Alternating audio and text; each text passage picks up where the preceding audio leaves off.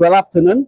My name is Shao. I am taking care of MEMS product in ST.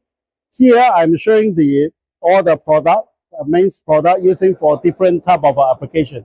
So from the cargo tracker to the smart ring and to the smartwatch and to the drone, everywhere you can find ST's MEMS technology.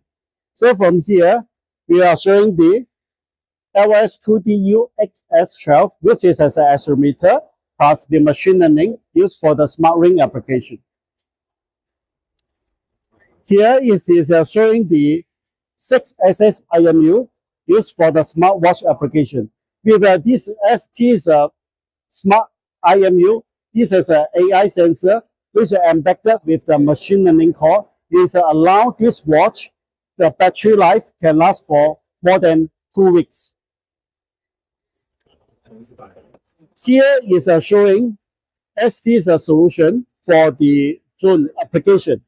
So here is ST's evaluation board for the drone application. There's a microcontroller, there's a 6SS IMU, and plus the motor driver here. So our customer is based on this reference design. They develop their drone in this. So in this drone application, we have the 6SS IMU, which is as a LSM6DSV 16X. It is used for the FCU for the drone application.